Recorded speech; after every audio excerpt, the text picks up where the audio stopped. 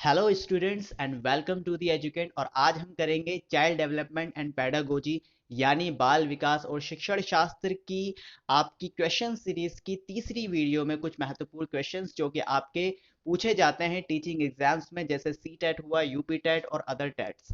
और अगर आपको इन क्वेश्चंस की पीडीएफ फाइल चाहिए तो वीडियो के डिस्क्रिप्शन में आपको इसका लिंक मिल जाएगा और वहां से आप इस पीडीएफ को डाउनलोड कर सकते हैं। और अगर आप हमारे टेलीग्राम ग्रुप को ज्वाइन करना चाहते हैं तो उसका भी आपको लिंक मिल जाएगा वीडियो डिस्क्रिप्शन में। तो चलिए शुरुआत करते हैं बिना किसी देरी के अपने फर्स्ट क्वेश्चन से। फर्स्ट क्वेश्चन में कह रखा है इन्होंने कि उदाहरण, निरीक्षण, विश्लेषण, वर्गीकरण और नियमीकरण निम्नलिखित में से किस विधि का सोपान है। तो हम पहले बात करेंगे कि भाई ये हमारे सामने कुछ विधियां हैं और इन विधियों के हिसाब से इन्होंने पूछा है कि भाई उदाहरण देना, फिर उसका निरीक्षण करना, फिर विश्लेषण करना, फिर वर्गीकरण करना, फिर नियमीकरण करना, ये क्या है। मैं आपको बता देता हूँ ये विधि जो है आपकी कैसी विधि है। ये आपकी आगमन विधि है और आगमन विधि का मतलब ये है कि ये आपकी इंडक्टिव मेथड है। इंडक्टिव मेथड के बारे में आपको मैं बता देता हूँ क्या होता है। देखिए, इंडक्टिव मेथड ऐसा होता है जो पर्टिकुलर टू जर्नल जाता है, यानी विशिष्ट टू सामान्य जाता है। विशिष्ट से सामान्य की ओर जाना यानी एक पर्टिकुलर एग्जाम्पल से एक यूनिवर्सल रूल बना देना ही आपका आगमन विधि कहलाता है। फॉर एग्जाम्पल, अगर मैंने बोला कि भाई शामू का जो कुत्ता है वो अजनबियों पर भौंकता है, फिर दूसरी बार हम देखते हैं कि रामू का कुत्ता भी अजनबियों पर भौंकता है, तो उससे बात तो पता लगा कि जो कुत्ता किसी का भी हो लेकिन वो अजनबियों पर भौंकता है। तो जितने भी कुत्ते होते हैं वो अजनबियों पर भौंकते हैं, तो ये एक यूनिवर्सल रूल बन गया। यानी हम पर्टिकुलर हमने एग्जाम्पल लिया, उसका निरीक्षण किया, उसका विश्लेषण किया, वर्गीकरण किया, फिर नियम बना दिया कि भाई जो कुत्ता है वो अजनबियों पर भोगता है। तो हम विशिष्ट से सामान्य सामान्य के तौर पर जाते हैं, तो उसे ही हम क्या बोलते हैं, आगमन यानी इंडक्टिव मेथड। तो चलिए नेक्स्ट क्वेश्चन देखते हैं हम अपना। नेक्स्ट क्वेश्चन कह रखा है कि मोनिका गणित की एक शिक्षिका है, राधिका से एक प्रश्न पूछती है, राधिका से कोई उत्तर ना मिलने पर वह तुरंत मोहन से दूसरा प्रश्न पूछती है। जब उसे महसूस होता है कि मोहन उत्तर बताने में संघर्ष कर रहा है तो वह अपने प्रश्न के शब्दों को बदल देती है। मोनिका की यह प्रवृत्ति क्या प्रदर्शित करती है।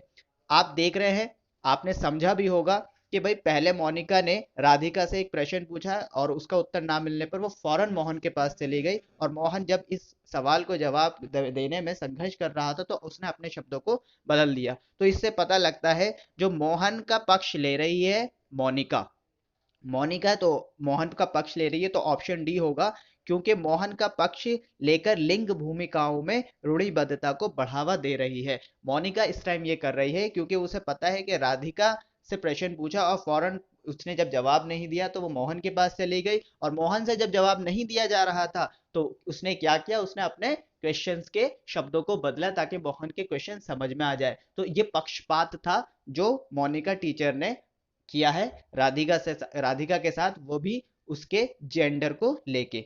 तो हम ये क्वेश्चन इसमें इसका आंसर जो होगा वो डी होगा। नेक्स्ट क्वेश्चन देखते हैं हम अपना। अपने छात्रों को समझाने के लिए एक शिक्षक को अच्छी तरह से जानना चाहिए, यानी अगर वो अपने छात्रों को कुछ समझाना चाहता है, कुछ बताना चाहता है, तो उसे क्या क्या जरूरी है। देखिए, उसके लिए उसे बाल मनोविज्ञान यानी चाइल्ड साइकोलॉजी का भी पता होना चाहिए, बच्चों की समझने की दिशा में, यानी बच्चों को समझने की दिशा में, यानी उसे ये भी पता होना चाहिए कि बच्चों को कैसे समझना है। विद्यार्थियों के विषय में राय ले, यानी विद्यार्थी को जो विषय दिया है उसमें उनका सजेशन यानी फीडबैक भी लेना चाहिए। तो उपरोक्त सभी होना चाहिए एक अच्छे टीचर को, ताकि वो अपने छात्र को बात समझाने में कामयाब हो जाए। तो चलिए नेक्स्ट क्वेश्चन देखते हैं हम अपना। अहंकार किस रूप में वर्णित है। अहंकार यानी घमंड, घमंड यानी ईगो। ईगो से क्या होता है, अब देखेंगे। ईगो से सदाचार तो होगा नहीं, बिल्कुल भी नहीं होगा। दुश्मन बनाना, यस, ईगो से दुश्मन बन जाती है, यानी जब आप घमंड करते हो तो आपके बहुत सारे दुश्मन खड़े हो जाते हैं और बन जाते हैं, दोस्त तो बनेंगे नहीं। तो इसका ऑप्शन बी होगा, क्योंकि देखिए अहंकार क्या होता है, अहंकार तारीफ करने से बढ़ता है, और अगर आपको कोई क्रिटिसाइज या आपकी कोई निंदा कर देता है तो आपके अहंकार को चोट पहुंच जाती है। तो इस तरीके से आपके दुश्मन ज्यादा बन जाते हैं और दोस्त कम बनते हैं, और अहंकार किसी दूसरे को अच्छा नहीं लगता। अपने लिए तो अच्छा लगता है लेकिन वो दूसरे को पसंद नहीं होता। चलिए नेक्स्ट क्वेश्चन देखते हैं। अनौपचारिक शिक्षा की पहली संस्था है, यानी जो हमारी इनफॉर्मल एजुकेशन होती है, जो हमारी हमें सबसे पहले घर से मिलती है, हमारी माँ हमें अनौपचारिक शिक्षा देती है। सबसे पहला स्कूल जो होता है वो हमारी मदर होती है, वही हमारा घर होता है। फिर बाद में हम विद्यालय जाते हैं, फिर बाद में हम अपनी अदर कम्युनिटी से मिलते हैं। तो चलिए नेक्स्ट क्वेश्चन देखते हैं हम अपना। अभ्यास से अधिगम एक संशोधन है, बिल्कुल ठीक। क्योंकि अगर मैं आपको बात बताऊं, लर्निंग का जो डेफिनेशन है वो यही है, learning is the modification of behaviour. Behaviour यानी व्यवहार, यानी व्यवहार का ही संशोधन आपका अधिगम कहलाता है। तो ये इसका आंसर बी होगा, क्योंकि जब लर्निंग उसी चीज को कहते हैं जब आपके व्यवहार में कुछ परिवर्तन आए। अगर आपके व्यवहार में कोई परिवर्तन आ ही नहीं रहा है तो इसका मतलब आप कोई अधिगम कर ही नहीं रहे, आप कोई चीज लर्निंग कर ही नहीं रहे हैं। नेक्स्ट क्वेश्चन देखते हैं अपना। शिक्षा शास्त्र को बच्चों के मनोविज्ञान, विकास और हितों को ध्यान में रखते हुए सीखने की योजना बनाने के लिए एक शिक्षक की आवश्यकता होती है, जिसे हम कहते हैं। देखिए, जब भी हम शिक्षा शास्त्र या पैडागोजी पढ़ा रहे होते हैं तो हमेशा इस बात को ध्यान रखना होता है कि हम उसे चाइल्ड सेंटर्ड करें। चाइल्ड सेंटर्ड करके ही अपना पैडागोजी पढ़ाया जा सकता है, शिक्षण शास्त्र को सफल बनाया जा सकता है। तो इसका आंसर होगा आपका बी, जिसका नाम है बाल केंद्रित शिक्षा शास्त्र। यानी हमारी जो पैडागोजी, मैंने आपको हमेशा बताया, अगर हम पैडागोजी की बात करेंगे, पैडागोजी की अगर हम बात कर रहे हैं तो समझ लो हम बाल केंद्रित बात कर रहे हैं, यानी चाइल्ड सेंटर्ड पैडागोजी पढ़ाई जाती है।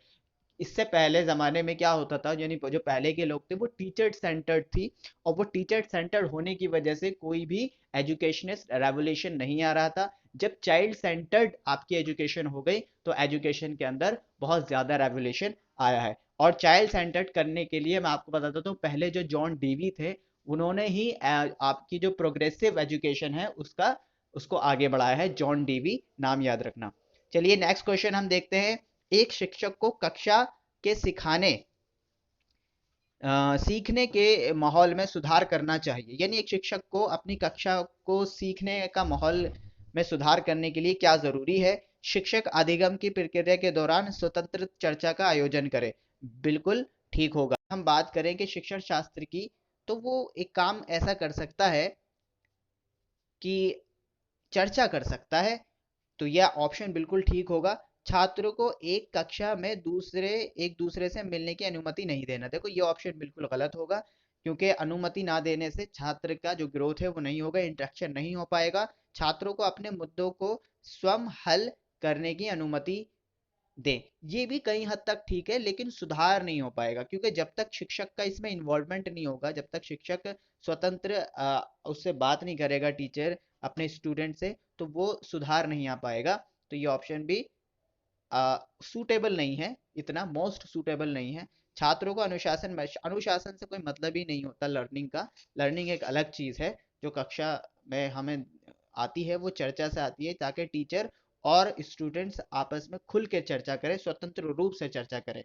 तो ये था आपका लास्ट क्वेश्चन। अगर ये आपको वीडियो हमारी पसंद आई है तो इस वीडियो को लाइक कीजिए और हमारे चैनल को सब्सक्राइब कीजिए, और बताइए कि आपको किस टॉपिक में प्रॉब्लम है, तो उस टॉपिक में आपको प्रॉब्लम भी सॉल्व कर दी जाएगी। तो चलिए आज के लिए हम इतना ही रखते हैं। Thank you so much for being here.